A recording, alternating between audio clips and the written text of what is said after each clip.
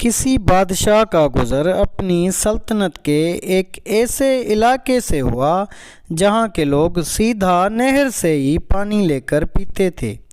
بادشاہ نے حکم دیا کہ عوام الناس کی سہولت کے لیے یہاں ایک گھڑا بھر کر رکھ دیا جائے تو زیادہ بہتر رہے گا اور ہر چھوٹا بڑا سہولت کے ساتھ پانی پی سکے گا۔ بادشاہ یہ کہتے ہوئے اپنے باقی کے سفر پر آگے کی طرف بڑھ گیا۔ شاہی حکم پر ایک گھڑا خرید کر نہر کے کنارے رکھا جانے لگا تو ایک اہلکار نے مشورہ دیا، یہ گھڑا عوامی دولت سے خرید کر شاہی حکم پر یہاں نصب کیا جا رہا ہے، ضروری ہے کہ اس کی حفاظت کا بندوبست کیا جائے اور ایک سنتری کو چوکیداری کے لیے مقرر کیا جائے۔ سنتری کی تعیناتی کا حکم ملنے پر یہ قباحت بھی سامنے آئی کہ گھڑا بھرنے کے لیے کسی ماشکی کا ہونا بھی ضروری ہے اور ہفتے کے 7 دن صرف ایک ماشکی یا ایک سنتری کو نہیں پابند کیا جا سکتا۔ بہتر ہوگا کہ 7 سنتری اور 7 ہی ماشکی ملازم رکھے جائیں تاکہ باری باری کے ساتھ بلا تعطل یہ کام چلتا رہے۔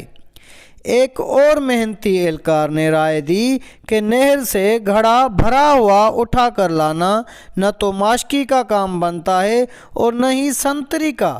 اس محنت طلب کام کے لیے 7 بار بردار بھی رکھے جانے چاہیے جو باری باری روزانہ بھرے ہوئے گھڑے کو احتیاط سے اٹھا کر لائیں اور اچھے طریقے سے ڈھکنا لگا کر بند کر کے رکھیں۔ ایک اور دور اندیش مصاحب نے مشورہ دیا کہ اتنے لوگوں کو رکھ کر کام کو منظم طریقے سے چلانے کے لیے ان سب اہلکاروں کو حساب کتاب اور تنخواہوں کا نظام چلانے کے لیے محاسب رکھنے ضروری ہوں گے۔ اکاؤنٹنگ کا ادارہ بنانا ہوگا، اکاؤنٹنٹ متعین کرنا ہوں گے۔ ایک اور اہلکار نے مشورہ دیا کہ یہ اس صورت میں یقینی بنایا جا سکتا ہے کہ ہر کام اچھے طریقے سے چل رہا ہے تو ان سارے ماشکیوں، سنتریوں اور بار برداروں سے بہتر طریقے سے کام لینے کے لیے ایک ذاتی معاملات کا ایک شعبہ قائم کرنا پڑے گا۔ ایک اور مشورہ آیا کہ یہ سب کچھ ٹھیک ہو رہا ہے مگر ملازمین کے درمیان میں لڑائی جھگڑا یا کوئی زیادتی ہو جاتی ہے تو ان کا تصفیہ اور ان کے درمیان میں صلح صفائی کون کرائے گا تاکہ کام بلا تعطل چلتا رہے۔ اس لیے میری رائے میں خلاف ورزی کرنے والوں اور اختلاف کرنے والوں کی تفتیش کے لیے ایک قانونی امور کا محکمہ قائم کیا جانا چاہیے۔ ان سارے محکموں کی انشاء کے بعد ایک صاحب کا یہ مشورہ آیا کہ اس سارے انتظام پر کوئی ہیڈ بھی مقرر ہونا چاہیے، ایک ڈائریکٹر بھی تعینات کر دیا گیا۔ سال کے بعد حسب روایت بادشاہ کا اپنی رعایا کے دورے کے دوران اس مقام سے گزر ہوا تو اس نے دیکھا کہ نہر کے کنارے کئی کنال رقبے پر ایک عظیم الشان عمارت کا وجود آ چکا ہے جس پر لگی ہوئی روشنیاں دور سے نظر آتی ہیں اور عمارت کا دبدبا آنکھوں کو خیرہ کرتا ہے۔ عمارت کی پیشانی پر نمایاں کر کے وزارت انتظامی امور برائے گھڑا کا بورڈ لگا ہوا ہے۔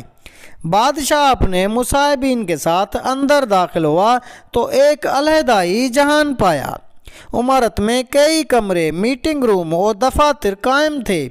ایک بڑے سے دفتر میں آرام کرسی پر عظیم الشان چوبی میز کے پیچھے سرمئی بالوں والا پروقار معزز شخص بیٹھا ہوا تھا جس کے سامنے تختی پر اس کے القابات پروفیسر ڈاکٹر 2 جنگوں کا فاتح فلاں بن فلاں ڈائریکٹر جنرل برائے معاملات سرکاری گھڑا لکھا ہوا تھا۔ بادشاہ نے حیرت کے ساتھ اپنے وزیر سے اس عمارت کا سبب پوچھا اور ساتھ ہی اس عجیب و غریب محکمے کے بارے میں پوچھا جس کا اس نے اپنی زندگی میں کبھی نام بھی نہیں سنا تھا۔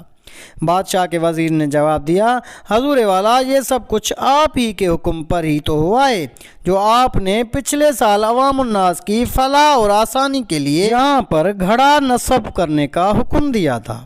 بادشاہ مزید حیرت کے ساتھ باہر نکل کر اس گھڑے کو دیکھنے گیا جس کو لگانے کا اس نے حکم دیا تھا۔ بادشاہ نے دیکھا کہ گھڑا نہ صرف خالی اور ٹوٹا ہوا ہے بلکہ اس کے اندر ایک مرا ہوا پرندہ بھی پڑا ہوا ہے۔